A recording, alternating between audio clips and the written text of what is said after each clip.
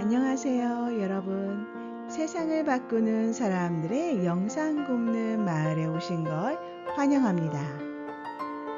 오늘의 이야기는 자식이 없는 이유입니다. 옛날 같은 경우에는 각 가정마다 많은 아이들이 있는 걸 볼 수 있었습니다. 그런데 현대 사회에 요즘 사회에 가까워지면 가까워질수록 한 가정에 아이의 명수도 줄고 어떠한 가정은 아기가 없는 가정도 있습니다. 그래서 자녀가 없이 인생을 보내는 부부도 그 퍼센테이지가 늘어나고 있는 것 같습니다. 그렇다면요, 자식이 왜 없을까? 왜 자식이 우리에게는 주어지지 않았을까? 궁금하지 않을까요? 오늘의 이야기, 자식이 없는 이유를 한번 같이 공부해 보고요. 왜 그런지 한번 알아보도록 해요. 지금부터 낭독 시작해 드리겠습니다.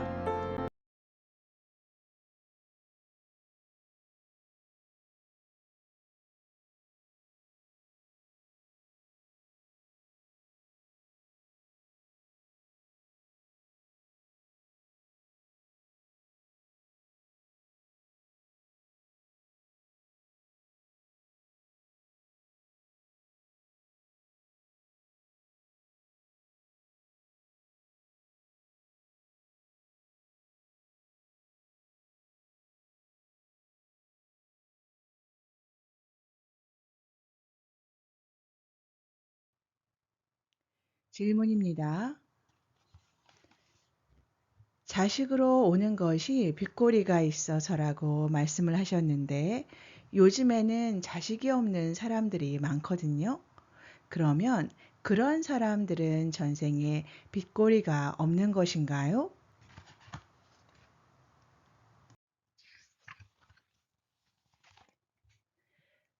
직접적인 빚을 가진 것이 있고 간접적인 빚을 가진 것이 있습니다.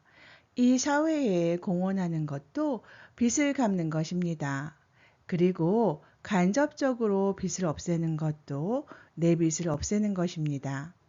일단 직접적으로 갚든 간접적으로 갚든 내 빚을 없애려고 육신을 받아 이 세상에 와서 인생을 살고 있는 것입니다. 그러면 내가 빚을 갚는 방법은 무엇이냐? 내 자식이 됐든 사회가 됐든 상대에게 득이 되는 인생을 삶으로써 빚을 갚는 것입니다. 뜻있는 일, 보람 있는 일을 할 때 사회에 득이 되고 또 내 혈육에게도 득이 됩니다. 이런 식으로 지적으로 빚을 갚아야 될 시대가 지금 온 것입니다. 지금 이 시대를 사는 우리는 지적인 빚을 갚아야 되는 그러한 죄를 가지고 있는 자들이기 때문에 오늘날에 와서 이 어려운 과정을 겪으면서 깨달아 이 사회에 크게 지적인 행위를 해야 합니다. 그렇게 해야 우리 죄가 소멸됩니다. 그래서 우리는 민족의 역사적 사명을 띠고 이 땅에 태어났다고 배운 것입니다. 그런 일을 해야만 우리들 업이 소멸됩니다. 이것은 지적인 일을 해야만 가능합니다. 사명을 이룬다는 것은 지적인 일이 아니고는 그 단어를 쓸 수가 없습니다. 그래서 우리가 다 같이 이런 일을 하기 위해서는 모두가 지식을 갖추고 힘을 모아야만 할 수 있습니다. 그리고 이런 패러다임을 만들어서 다 같이 뜻있고 보람 있는 일을 하여 우리 죄를 전부 다 없애려고 지금 온 것입니다. 이때까지는 이런 것을 모르다 보니까 자식이 없으면 없는 대로 걱정, 있으면 있는 대로 걱정, 항상 이렇게 걱정하며 살아왔는데 앞으로는 이런 걱정을 하지 말라는 것입니다. 자식이 없으면 사회에 공헌하면 됩니다. 공헌은 어떤 식으로 하느냐? 내 자식이 있으면 자식에게 하는 직접적인 공헌은 30%를 넘지 말아야 하고 그 나머지는 사회에 공헌해야 합니다. 이것은 대자연의 법칙입니다. 만약 자식에게 30% 이상 집착을 해서 더 공헌한다면 공헌을 더 한 만큼 자식에게 버림받고 힘들어집니다. 이 회초리는 정확하게 맞습니다. 만약 자식에게 회초리를 맞아도 좋다. 그렇다면 하세요. 그런데 자식에게 회초리를 맞으면 나만 어려워지느냐?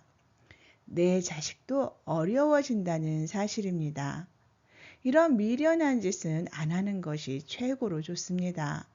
만약 하려면 조금 해보고 더 하는 것은 어지간하면 하지 마세요. 참 힘듭니다. 그러니까 앞으로는 자식이 없다고 걱정하지 마세요. 내가 이 세상을 얼마나 뜻있는 인생을 살고 가느냐, 보람있게 살고 가느냐, 이것을 가지고 가야 합니다. 일단 이 세상에 왔으면 내 업을 벗고 가야 됩니다. 이제는 직접적인 업을 소멸할 때이지 간접적으로 할 때가 아니라는 것입니다. 이제는 다 됐습니다. 우리를 세상에 나오게 한 것으로 대를 잇는 것은 끝났습니다. 그것은 우리 부모님들까지가 끝입니다. 우리 세대는 자식 걱정을 안 해도 됩니다. 우리 부모님들이 우리를 위해서 몇 퍼센트 인생을 희생하고 갔나요? 70%를 희생하고 갔습니다. 자기의 인생은 30%밖에 못 살았습니다.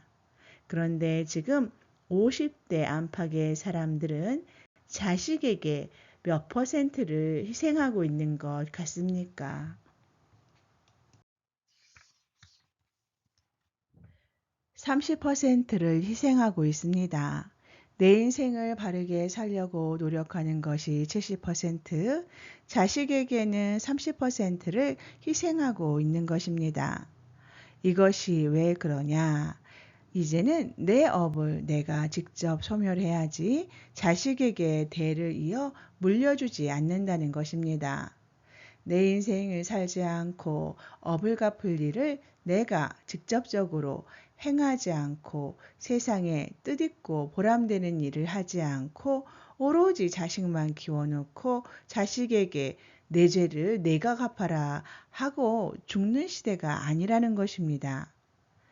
지식사회로 변한다는 것이 이런 것을 이야기합니다. 내 일은 내가 담당하고 너의 일은 내가 잘 처리하라고 하세요. 그리고 자식이 성장하는데 필요한 에너지를 나의 기운 30%로 뒷받침을 해주면서 잘 성장하게끔 해주면 됩니다.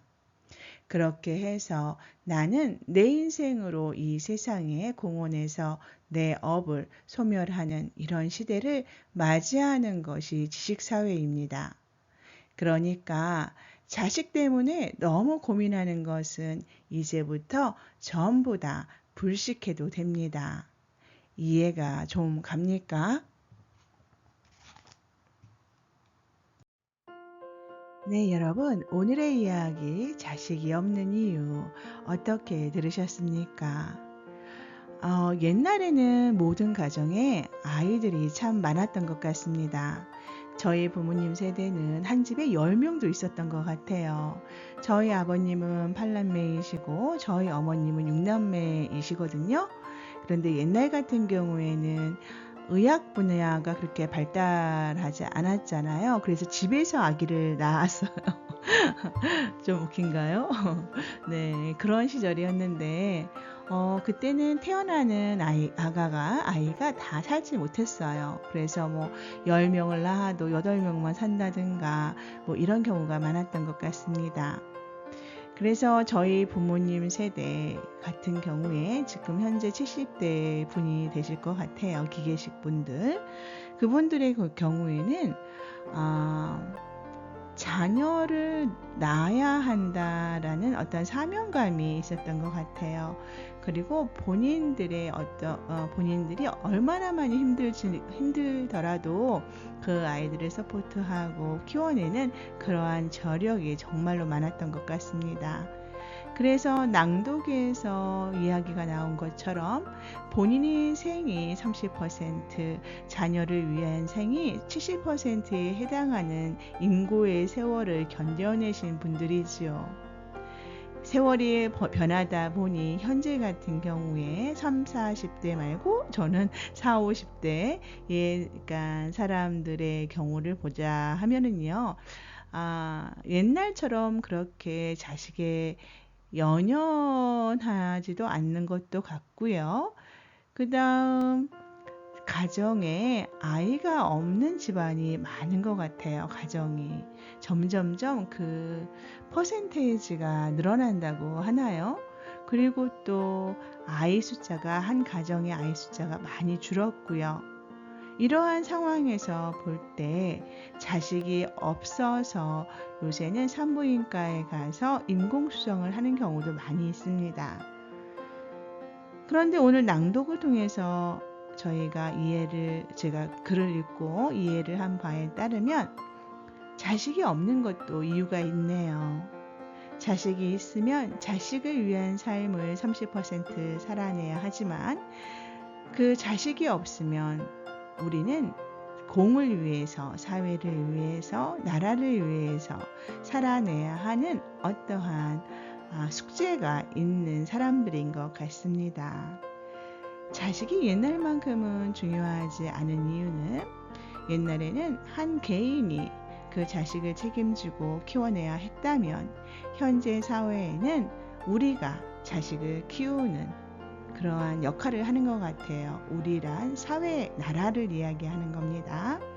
이렇게 세월은 빠르게 변화하고 있습니다. 여러분들에게는 자녀분이 있으신가요? 그러면 그 자녀분에게 너무 많은 것을 해주려 하지 마시고 간섭하려 하지 마시고 30% 정도에서 그 간섭과 사랑을 멈추셔야 할 것 같습니다. 네, 오늘의 이야기는 여기까지입니다. 잠시 책 소개해 드리겠습니다. 정법 강의 더하기 노트 제2권이고요. 네, 말하니 진정, 여건이 발행처, 주식회사 정법 시대입니다. 여러분 오늘도 함께 해주셔서 정말 감사드립니다. 기쁘고 즐거운 하루 만드세요.